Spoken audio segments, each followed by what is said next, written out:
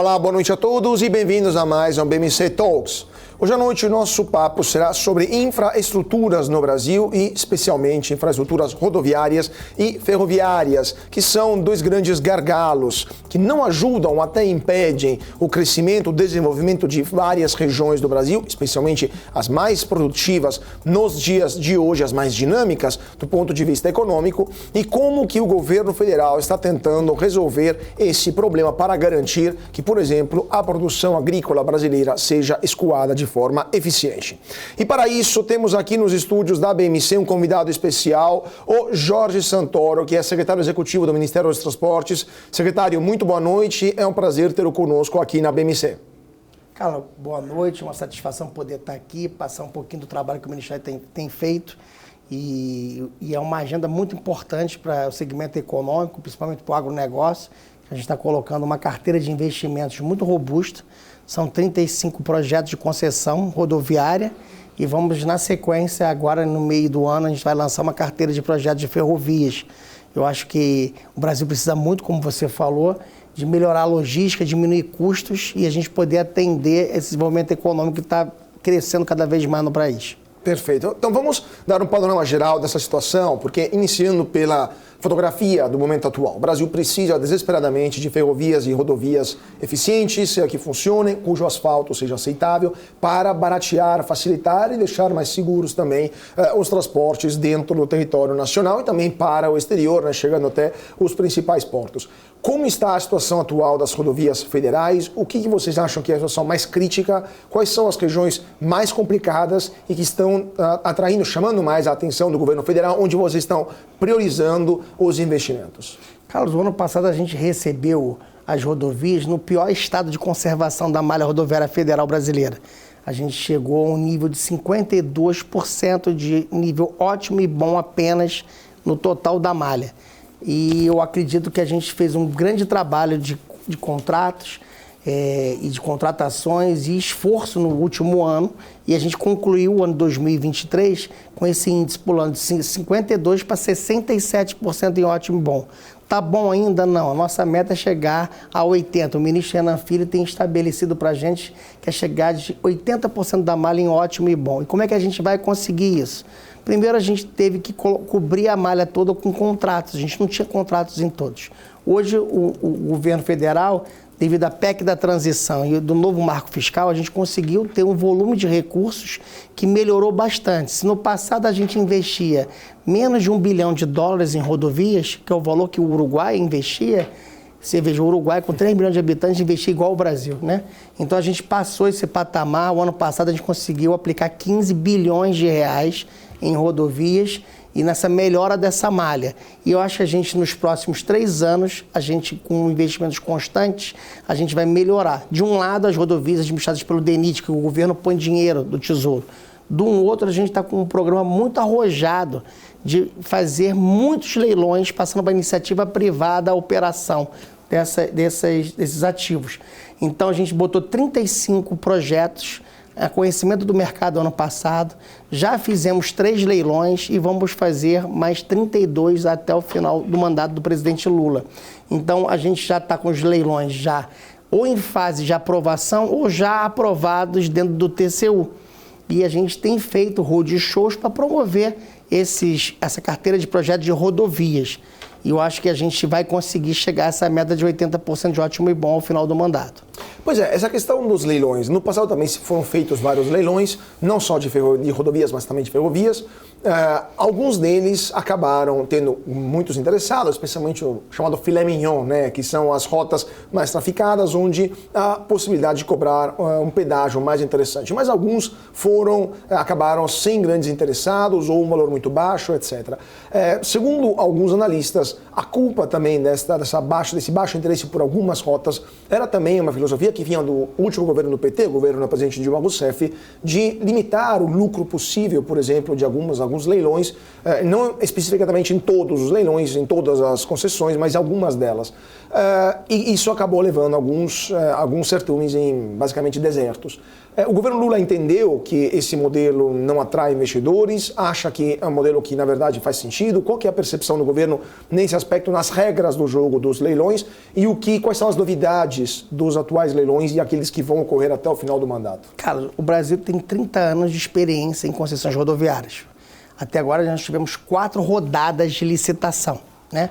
Essa rodada da presidente Dilma é a segunda rodada e, na verdade, tiveram muitos interessados. Na verdade, o que deu de problema é que o modelo previa maior desconto na tarifa. Então, os empreendedores deram 60%, 70% de desconto e depois os contratos ficaram desequilibrados. Nós herdamos a situação. Então, a gente tem hoje, herdamos 14 contratos estressados em desequilíbrio econômico-financeiro. Nós procuramos uma solução via Tribunal de Contas da União de fazer uma otimização nesses contratos, recuperar esses contratos, recuperar esses investidores que perderam recursos, que não conseguiram remeter lucros para o exterior, muitas empresas estrangeiras, o mercado ficou muito desmotivado, né? Na segunda e da terceira rodadas também aconteceu a mesma coisa.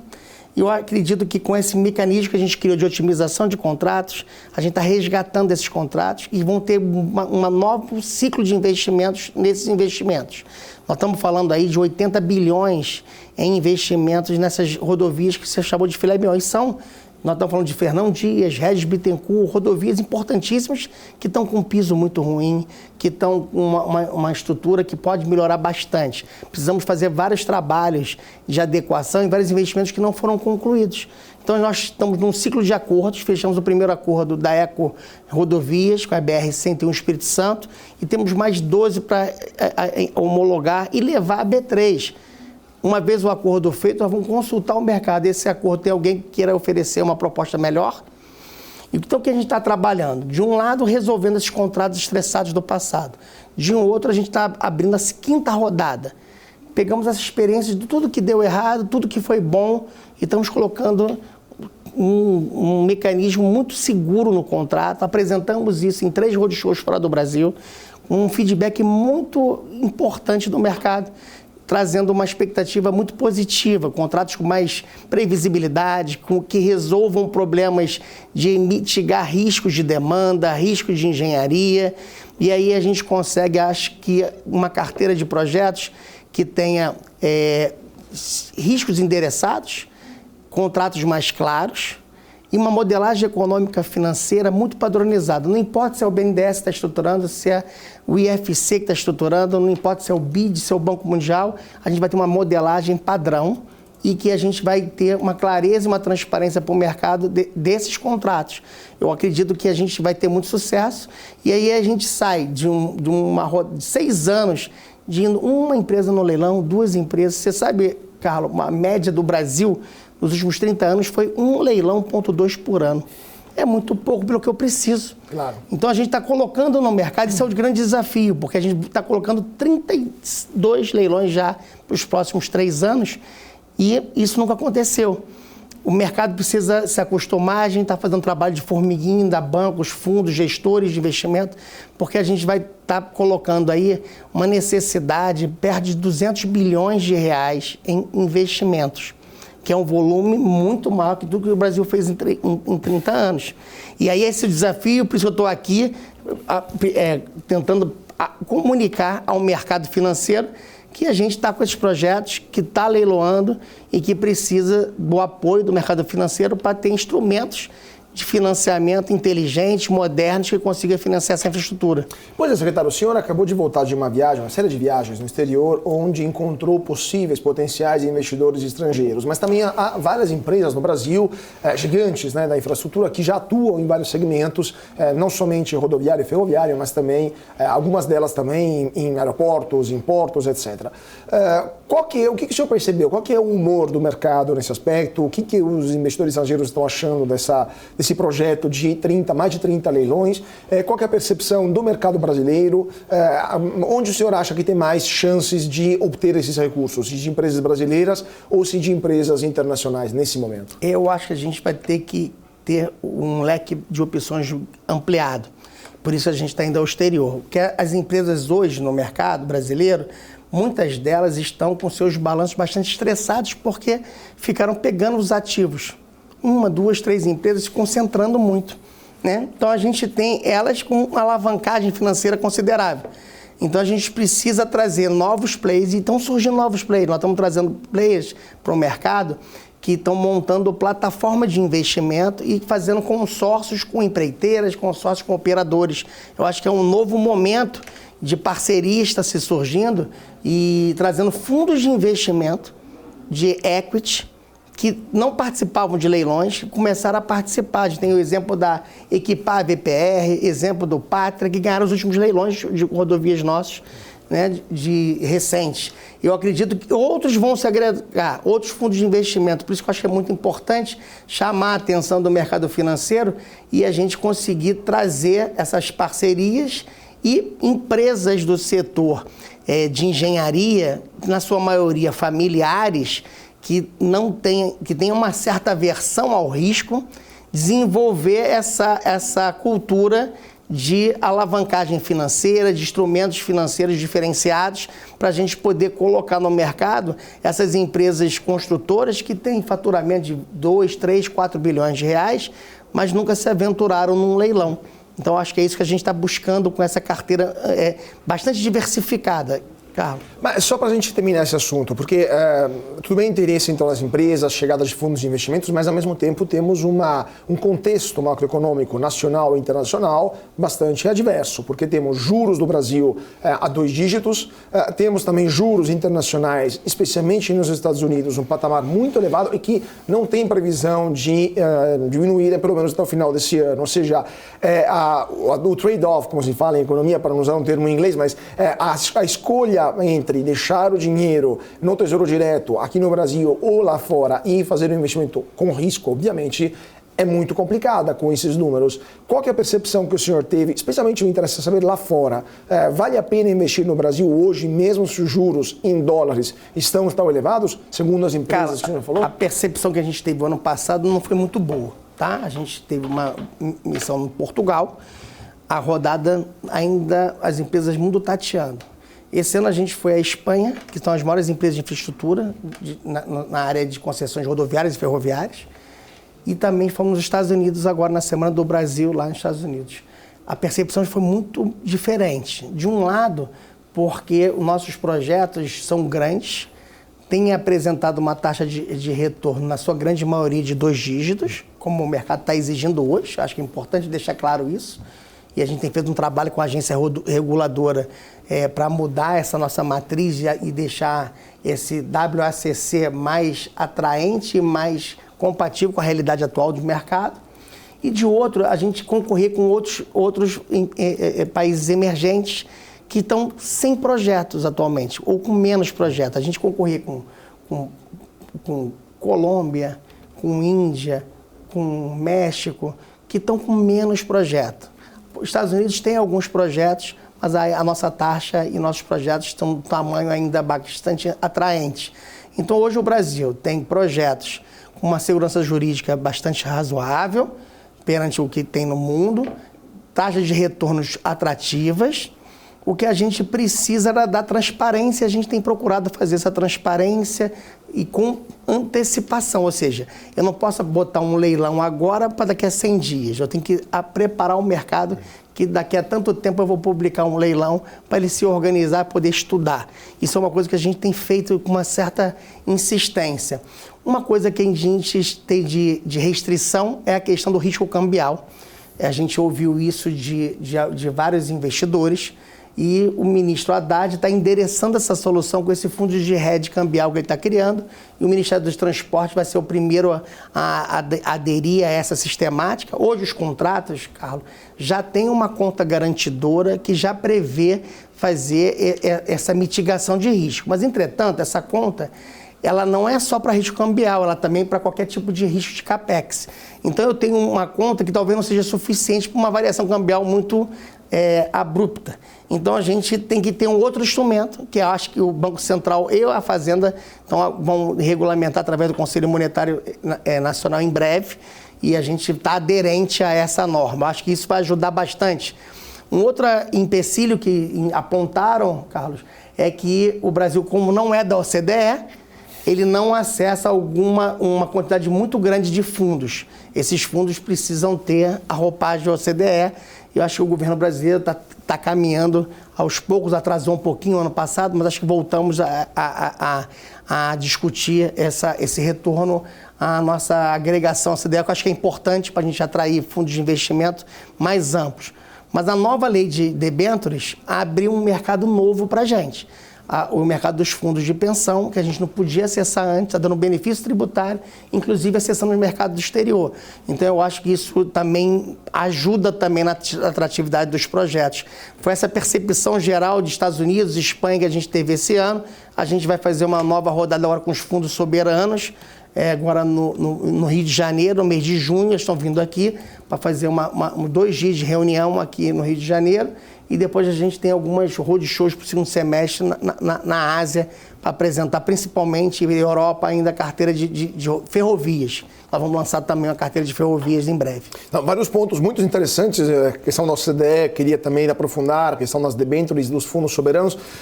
Só para terminar telegraficamente esse aspecto, né? O senhor falou que então o clima mudou, é muito mais positivo esse ano em relação ao ano passado.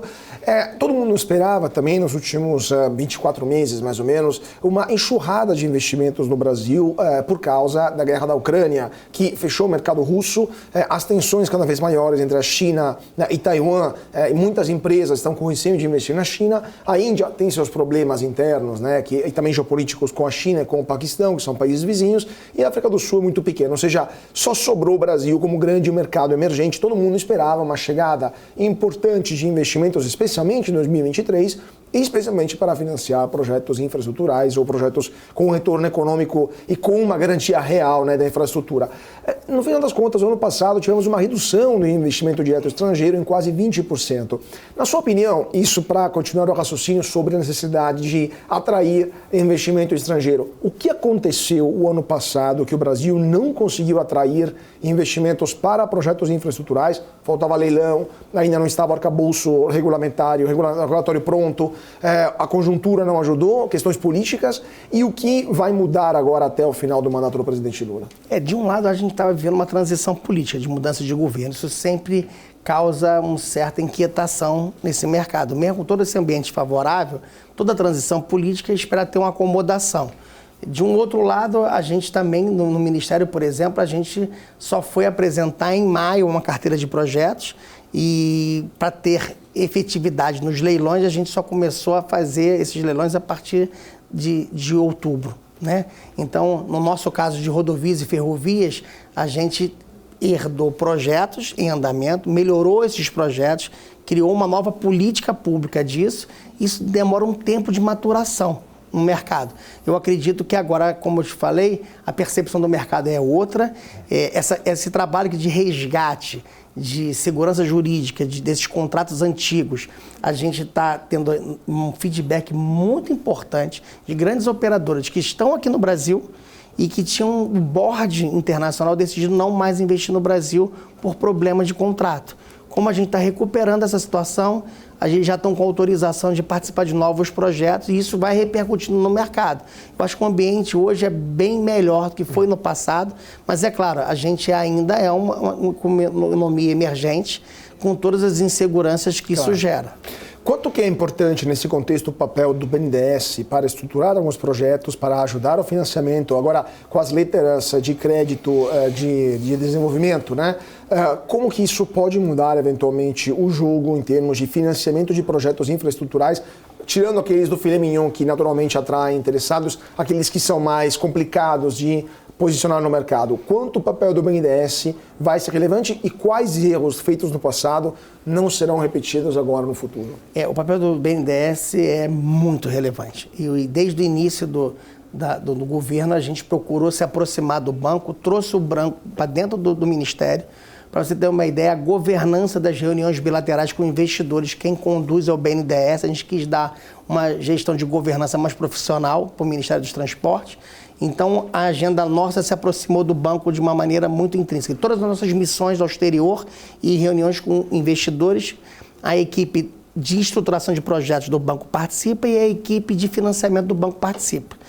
E já vou te dar uma notícia em primeira mão para você, acho que você vai ser o primeiro a saber, No dia 12, o ministro Renan e o presidente Aloysio Mercadante vão fazer um anúncio em que ele vai deixar transparente as condições para cada leilão que for fazer. Ou seja, eu tenho 2 leilões agora já publicados, agora para final de mês de agosto e setembro. Então, o BNDES já vai dizer as condições do financiamento que ele vai colocar para atender aqueles 2 projetos. Isso dá previsibilidade para o investidor de saber que o BNDES vai estar junto no projeto. E não é só isso, não é o BNDES dando o financiamento total. Ele também está participando na parte dos empréstimos pontes, que não é mais nem empréstimo ponte, virou uma emissão de debênture de infraestrutura, ou debênture incentivada, e que o BNDES pode suportar essa emissão de alguma maneira e participar da estruturação disso. Então, todos os investidores que vão olhar os nossos projetos, a gente recomenda ir lá no BNDES, conversar com a equipe de financiamento do banco, e o banco está com uma capacidade e uma alavancagem muito baixa pela regra de Basileia. Então, eles têm uma capacidade de se alavancar bastante. Eu acredito que no passado, a gente só olhava o BNDES como o único financiador. Eu acho que não pode ser assim. Eu acho que a gente tem que ter o mercado junto e o BNDES sustentando exatamente nessas situações que são menos filé, que necessitam de uma participação governamental maior. Eu acho que esse ponto o banco ajuda demais saber, para quem está lá fora, que o banco está junto da gente nos projetos. Aliás, a percepção em todos os roadshows da participação do BNDES foi muito positiva. Mas só para terminar esse assunto interessante da questão dos roadshows, qual é a maior demanda que vem dos potenciais investidores, especialmente os estrangeiros? É uma questão de custo de crédito, é uma questão de segurança jurídica, é uma questão de saber que, em caso de eventual outra pandemia ou mudanças que possam alterar o fluxo, por exemplo, de retorno, o fluxo de caixa dessas licitações, dessas concessões, o governo vai entender e vai poder fazer algum adendo ao contrato. Qual que é a maior demanda, a maior insegurança, a maior incerteza dos investidores estrangeiros e como que vocês estão no governo tentando abordar esse problema para que eles venham mais ao Brasil? A maioria dos problemas que você relatou estão todos interessados no contrato e no edital hoje em dia.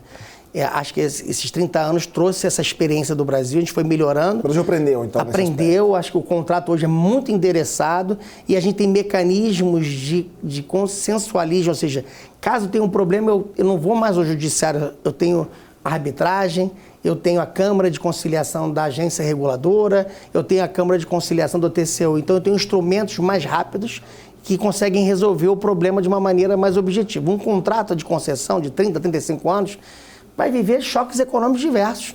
E se eu não tiver instrumentos para resolver esses conflitos, que são naturais, isso é muito ruim. Agora, o ponto mais nevrálgico que a gente tem identificado para o investimento estrangeiro entrar é a questão da proteção cambial. Sem dúvida nenhuma, há uma preocupação não do quem vai ficar ao longo dos 30 anos no projeto, mas esse não se preocupa com isso. Esse operador não está nem preocupado com isso. Mas aquele investimento de curto prazo, que quer botar o dinheiro e sair, um fundo de investimento como BlackRock, um GIP, ele se preocupa em ter mecanismo de sair. Aí, Carlos, a gente está estudando a criação de um mecanismo do mercado secundário de concessões. A gente está conversando isso com o BNDES. A Índia tem uma experiência bastante interessante que atraiu vários fundos de pensão. E a gente está tentando construir isso com o Banco Mundial, com o apoio do BNDES, de criar esse mercado secundário. Para quê? Para esse investidor que quer botar o dinheiro 4, 5 anos depois da fase mais crítica do CAPEX se consolidar, ele poder sair de uma maneira transparente, organizada, com previsibilidade. Então a gente está criando essa estruturação, essa regulação. Eu acredito até o início do próximo ano a gente vai ter com isso pronto. Agora, vamos fazer um pouco de perguntas mais complexas. Eu vou abordar a parte política, porque, por exemplo, todo esse cenário é muito pró-mercado, um cenário muito favorável aos investidores, um cenário muito favorável aos operadores econômicos, e sabemos que dentro do governo, especialmente na área política, mais política do PT, especialmente no núcleo duro do PT, há uma certa resistência a criar regras mais pró-mercado e menos pró-Estado. A ideia, há uma certa resistência até as concessões por si só, né? Como que vocês estão vivenciando isso dentro do Ministério dos Transportes? Há alguma frição dentro do governo federal sobre esse ponto? Ou é um consenso pela maioria dos membros do governo que isso deve ser feito? O que o presidente Lula acha disso também? E esse ponto, esse aspecto político-ideológico do principal partido que forma o governo, é algo que preocupa os investidores internacionais? Não, nunca foi colocado para a gente em nenhuma reunião bilateral essa preocupação. Eu acho que o Brasil viveu várias fases, né, em que a questão ideológica de diferentes diretrizes assumiu o Brasil como um processo democrático natural. Eu acho que o que deixaria eles mais inseguros é não ter as previsões no contrato, não ter instrumentos de mitigação desses riscos. Então, assim, esses contratos que você falou lá na primeira pergunta, lá na época da presidência, infelizmente não tinha mecanismos de mitigação de risco de demanda, mitigação de risco de engenharia. Hoje tem tudo isso nos contratos. Aí, quando você coloca essa questão ideológica, a gente nunca teve no Ministério do Transporte, na gestão do presidente Lula, nenhuma tipo de orientação para a gente não fazer concessão. Ao contrário, está tudo no PAC, de forma transparente. Todas as concessões de nossa carteira estão lá no PAC e estão lá de maneira bem clara a intenção. Aliás, Carlos, o Ministério está com uma estratégia de gestão de ativos.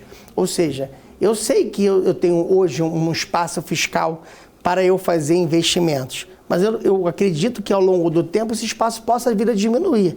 Então, por isso que a gente tem uma estratégia de passar à iniciativa privada a gestão de um maior número de ativos possível. Para quê? Para a gente poder ter recursos para onde eu mais preciso e eu não tenho viabilidade econômica. Ou seja, se eu tenho uma rodovia que eu consigo fechar um projeto com um valuation econômico que pare de pé, por que eu não vou colocar o mercado? Vou colocar, sobra mais recursos para eu dar manutenção numa rodovia que não tem condições econômicas. Essa é a estratégia do ministro Renan e hoje a gente tem 14 mil quilômetros de 65 mil com o setor privado.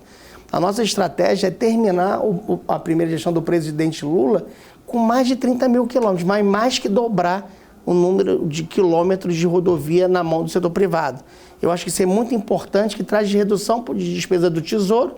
E eu, com esses recursos, eu consigo fazer outros empreendimentos que eu não conseguiria fazer se eu estivesse gastando dinheiro onde é viável economicamente. Mesmo não sendo filé, cara, a gente pode modelar concessões mais simplificadas, mais inteligentes, com menos serviços, em que eu consiga ter uma tarifa pequena e um custo operacional pequeno para quem for operar do setor privado. E ainda assim ele se remunerar. Então garante o interesse, né, desse operador, eventualmente, pelo privado.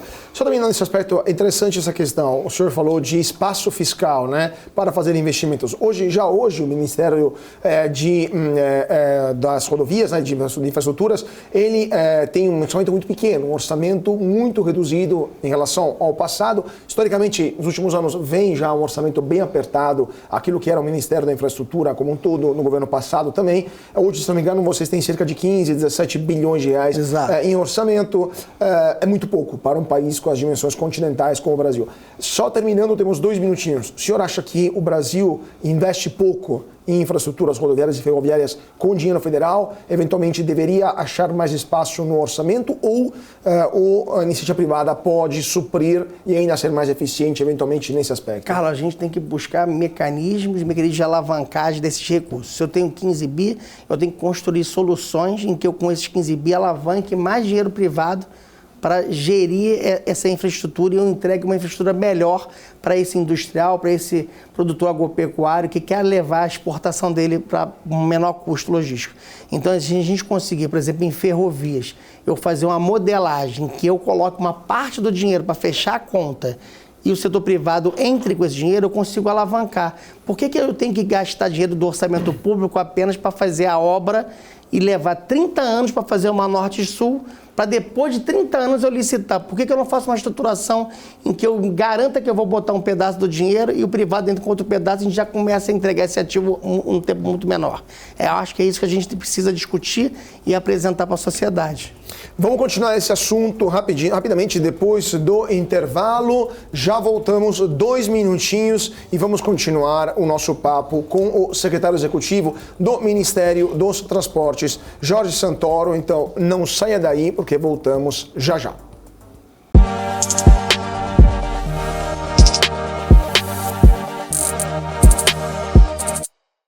E de volta para o nosso BMC Talks. Hoje à noite o papo é sobre infraestruturas no Brasil, especialmente infraestruturas rodoviárias e ferroviárias. Estamos aqui em nossos estúdios da BMC com Jorge Santoro, secretário executivo do Ministério dos Transportes.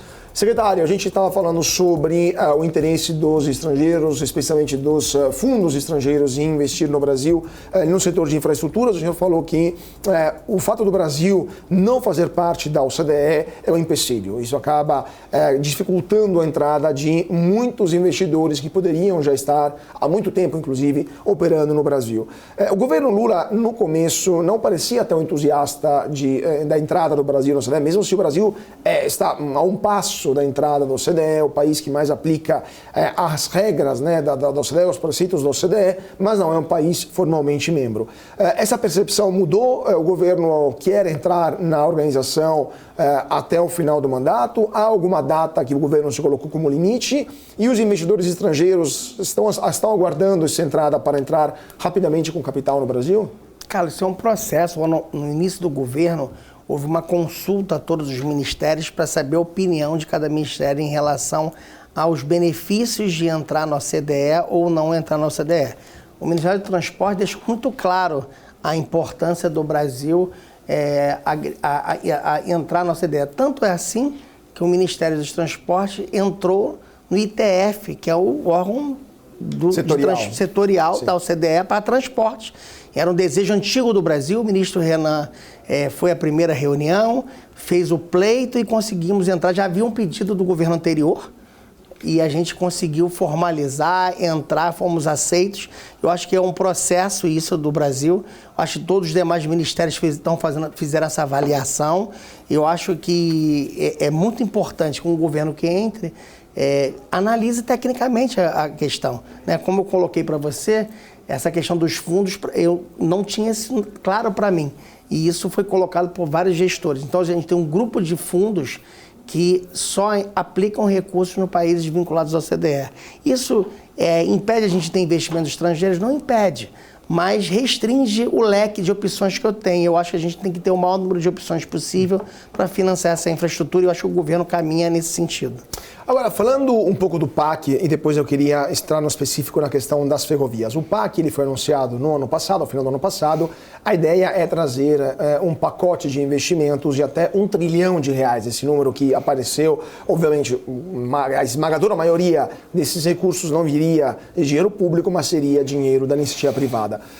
O senhor acha que isso é viável até o final do mandato do presidente Lula? Vai demorar mais tempo? Esse número do R$1 trilhão é confirmado dentro do governo federal ou vocês estão revendo, fazendo as contas para ver até quanto poderia se chegar com o PAC e quanto disso iria para ferrovias e quanto isso iria para rodovias? A gente fez um trabalho no ano passado, até sair a divulgação do PAC, muito intenso. A Casa Civil coordenou debates do que já estava em andamento, né? A gente tinha várias ações em andamento, vários contratos em andamento e várias ações que cada ministério planejou.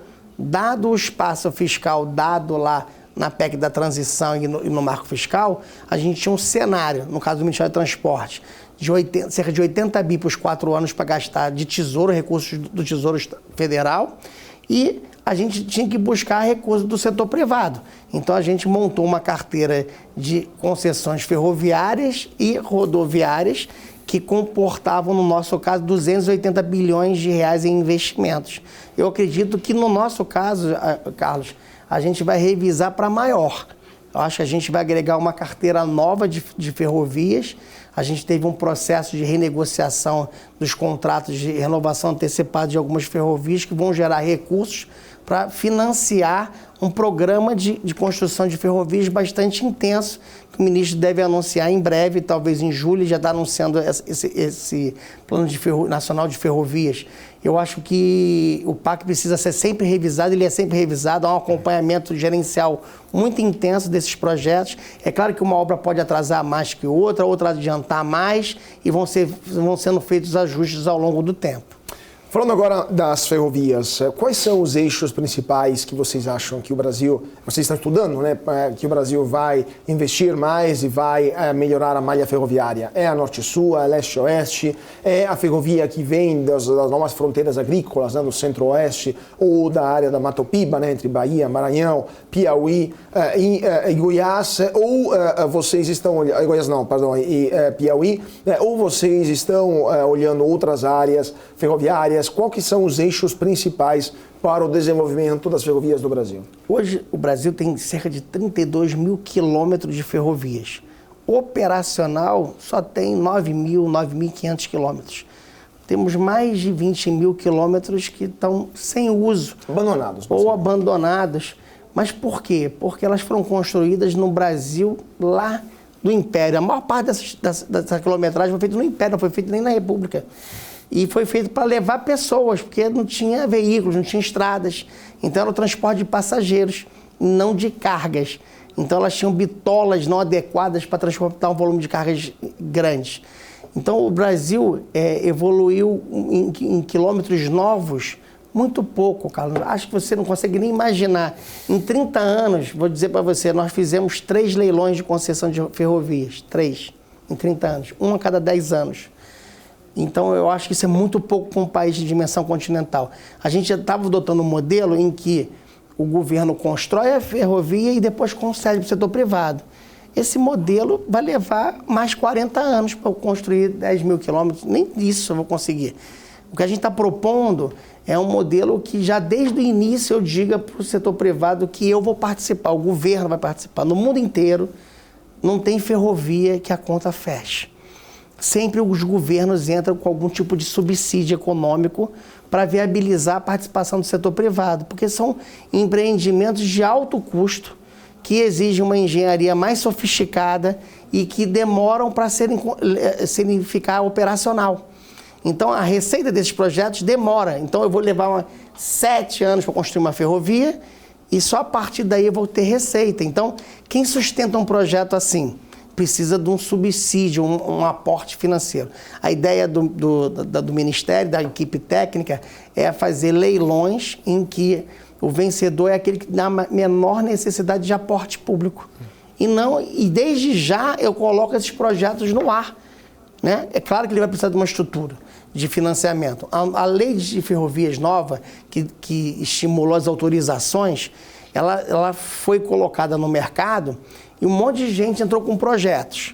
Mas a maioria dos projetos não tem viabilidade econômica. E aí, daqueles mais de 100 projetos, talvez 15, 20 vão parar de pé quando for fazer o EVTEA. O que a gente está tentando é dar uma transparência a esse cenário de ferrovias, e a gente tem que atender o agronegócio, que tem um volume de cargas muito grande. Não sei se você sabe, a gente tem uma hidrovia, né? Então, que sai de Miritituba e vai para Santarém e Barcarena, né? E essa carga é levada por rodovia, né? Que é BR-163. Nós estamos falando que esse Arco Norte, hoje, leva mais de 40 milhões de toneladas de grãos todos os anos. Na época da safra, eu tenho 4 mil caminhões parando em Miritituba, vindo dos mais diferentes pontos da região centro-oeste. A gente precisa dar uma racionalidade a isso, porque eu vou conseguir duplicar aquela BR, talvez, a gente vai estar negociando para fazer isso, mas mesmo assim, o rio vai ter seca, como aconteceu no passado. Então a gente tem que ter alternativas de competição entre os portos. Então a gente está propondo terminar a leste-oeste, que é a antiga Fico-Fiol, né? A gente redesenhou o traçado do trecho de Fiol 3 e a gente vai botar ao mercado essa ferrovia leste-oeste e a gente já está com o estudo pronto, a modelagem pronta. Eu acho que é uma ferrovia estruturante. A gente precisa terminar a Norte-Sul. A Norte-Sul parou, a gente precisa terminar ela até Barcarena, ela vai até Sarilândia. E aí eu jogo uma carga dentro da ferrovia Carajás, que daqui a pouco vai ficar no limite operacional para a Vale operar. Eu tenho que ter opções. É isso que a gente vai apresentar nesse plano ferroviário, algumas opções, claro, em combinado com as autorizações ferroviárias, que eu acho que a gente tem que ver aquelas que são viáveis e através de uma clareza, de uma taxonomia dessas ferrovias, a gente mostrar para o setor privado, olha só, o governo entende que essas ferrovias aqui, elas são ferrovias importantes para a infraestrutura e eu acho que vale a pena a gente investir em projetos. A gente tem situações, Carlos, eu tive agora na Nasdaq com o setor de mineração. Mineração que está tratando do lítio, está tratando de terras raras, do grafite, e eles precisam escoar essa produção, que vai começar daqui a alguns meses, outros daqui a um ano, e que a gente tem uma cadeia que tem que ter carbono zero. Então a gente tem que estruturar projetos que abarquem essa situação.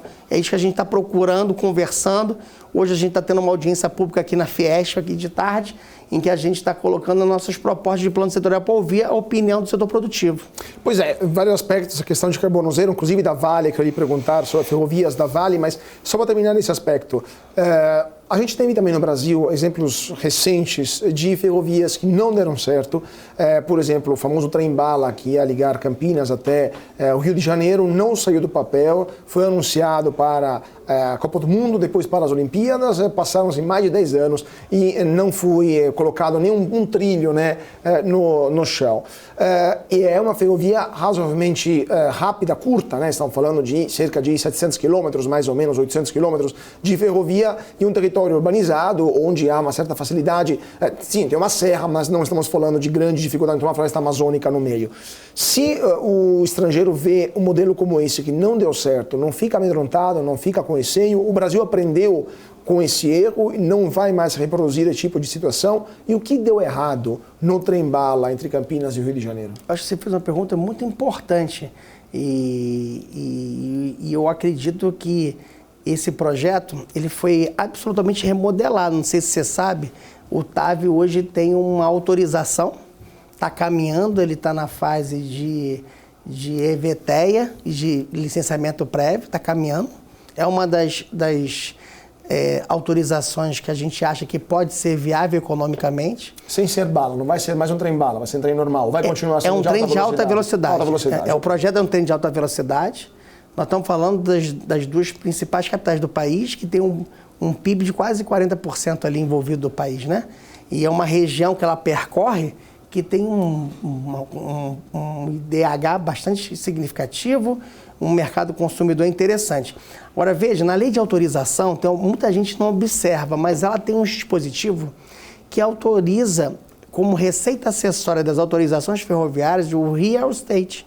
Ou seja, o autorizatário ele pode montar projetos em que a receita imobiliárias virem receita para financiar o projeto.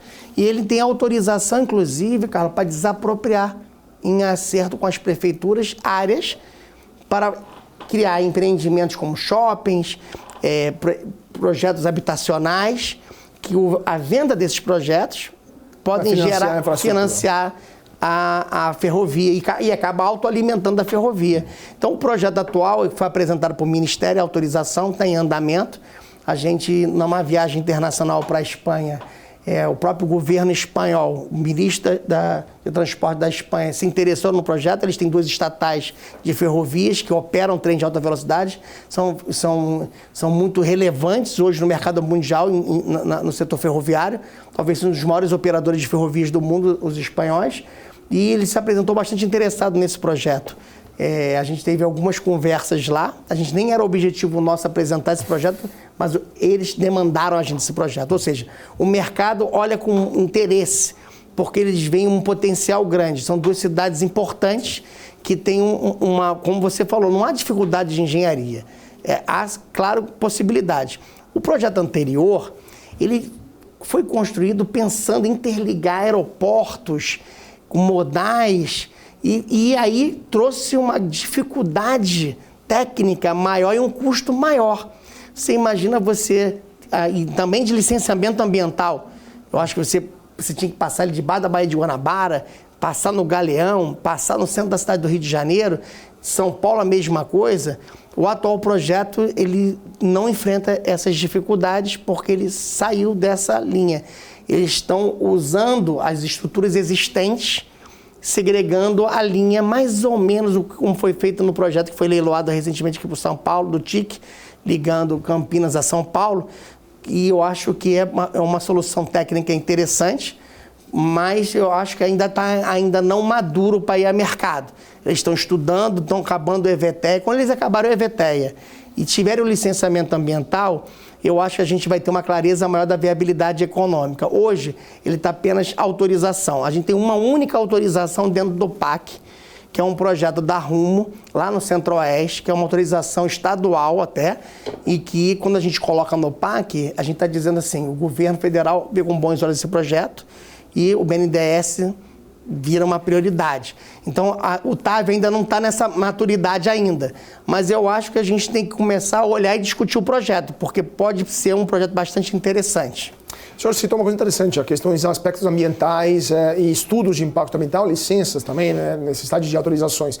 Quanto que isso acaba sendo relevante, acaba sendo também um ponto discutido pelos investidores estrangeiros, quanto que aspectos ambientais estão começando a ser questões dirimentes, né, no sucesso ou no fracasso de um leilão, de uma licitação? Hoje, a maioria dos investidores europeus que estão na OCDE querem investir em projetos que tenham sustentabilidade ambiental e social. Então, a nossa política e os nossos editais estão exigindo que se aplique pelo menos 1% do faturamento em transição climática e resiliência de infraestruturas para eventos extremos climáticos. Isso foi muito bem visto lá fora, porque a gente está com uma política pública bem clara de que... E aí eu não imponho ao operador o que ele vai fazer. Ele fica a critério dele fazer, mas ele tem que aplicar 1% nisso. Eu acho que isso é muito relevante. Quanto ao licenciamento, o licenciamento, a gente tem regras no Brasil bastante claras e estabelecidas. Eu acho que a gente tem tido uma relação muito boa com o Ministério do Meio Ambiente. A gente tem avançado numa agenda de licenciamento muito grande, acordos históricos sendo feitos. Eu dou um exemplo, que a gente está acabando de celebrar um acordo na área da leste-oeste de ferrovias, de mais de 10 anos de discussão com os quilombolas da região, ali na Bahia, e estamos avançando em acordos e mitigação social. E a gente, no Ministério, essa semana, a gente publicou que todos os projetos de infraestrutura a gente tem que fazer a oitiva da sociedade, porque, veja, Carlos, um projeto de um trem-bala, por exemplo, vai ter impacto aqui na vida de São Paulo, né? Também vai ter impacto na malha aérea. Eu também não posso sair fazendo um projeto e eu tenho contratos de companhias aéreas que contaram com o movimento econômico. Claro. Imagina botar um trem-bala aqui. Vai dar uma repercussão gigantesca. Então, a gente tem que conversar com a sociedade, ver como é que a gente pode mitigar esses problemas. Eu acho que isso que a gente tem feito de uma maneira bem aberta. Secretário, últimos 2 minutinhos, infelizmente nosso tempo está correndo rapidamente. O senhor citou a Vale, né? A questão da mineração, muito importante. O Brasil é cada vez mais uma potência na mineração, não só minério de ferro, mas lítio, terras raras, nióbio até, entre outros.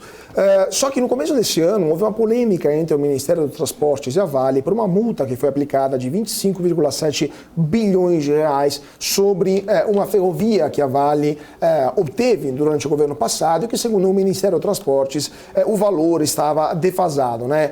Então, como é que foi esse caso? Isso gerou um impacto negativo no mercado, a Vale caiu na bolsa, os investidores estrangeiros também começaram a ter um certo receio, isso porque ocorreu também o dia após o Conselho da Vale dar a negativa sobre a nomeação do ex-ministro Guido Mantega no comando da mineradora ou como membro do Conselho.